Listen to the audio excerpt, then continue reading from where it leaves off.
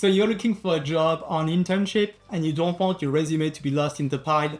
Forget skills and experience for a minute. I made 200 job interviews in 2 years, and in this video I'm sharing with you some tips on the most undervalued section on the resume, but so powerful that it could be the difference between being rejected or getting an interview and the job.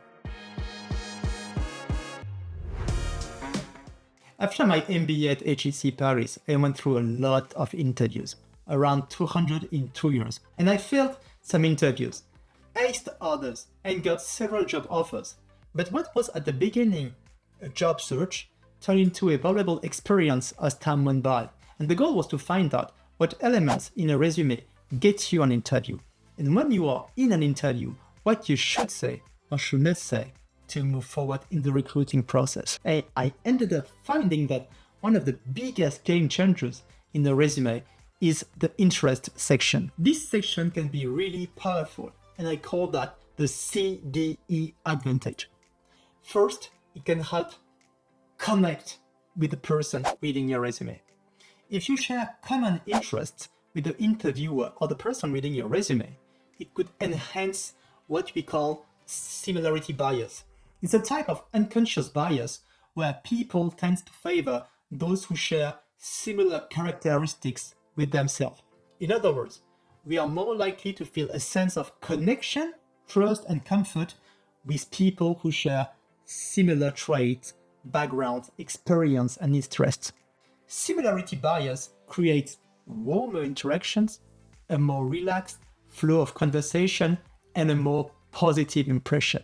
Second, this section can help you differentiate your profile from other candidates. What I found out during my many interviews is that a well-chosen interest can help you be more memorable to someone reading your resume. A unique or unexpected interest that stands out from the classic can grab the recruiter's attention.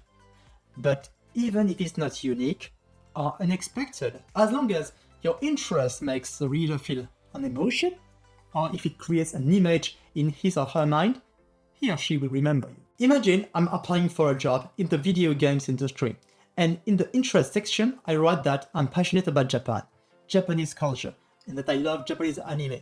It creates an image in the reader's mind. He will remember me as the candidate who likes Japanese anime.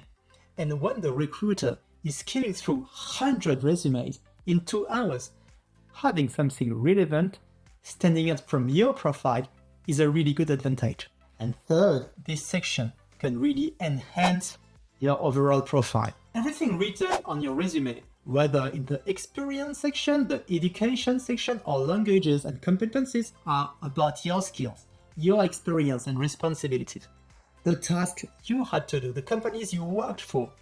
And you mentioned all the relevant information to show that you can do the job, that you have the right experience and skills. But there's nothing about who you really are as a person. So the interest section can help you show your personality and give the readers a more complete picture of who you are, allowing them to see you in a new light. And it can reinforce some of your traits, demonstrate some of your skills, trigger questions in the reader's mind by breaking their expectations and making you a more desirable candidate. For instance, imagine you are applying for a data management job. You have 15 years of experience and everything on your resume is about database management, data analysis, and showing that you are an organized person who enjoys structured, planned, and well-defined things. You have all the appropriate skills for the job. Well, you could mention in the interest section of your resume that you've been playing chess as a professional for 10 years, that you won 3 tournaments, and that you reach the rank of expert. But what I found out is imagining combining your interest in chess with something that breaks the reader's expectations, such as writing that you like improv comedy, that you've been an improv comedian for 8 years, and that you've done 100 shows in front of an audience of 1,000 people. This interest shows that you are adaptable, creative, spontaneous, and a good listener. So imagine what the person reading your resume would think of the profile, seeing chess expert on one side and improv comedian on the other. It would certainly enhance your resume. And imagine you are the recruiter and you read that on a resume. Wouldn't you want to call this person for an interview? I mean, I would. Well, thanks for watching. If you like the video, please give it a thumbs up. If some points resonate with you, or if you have any questions, leave a comment below. And if you haven't subscribed to the channel yet, please consider doing so. Talk to you soon.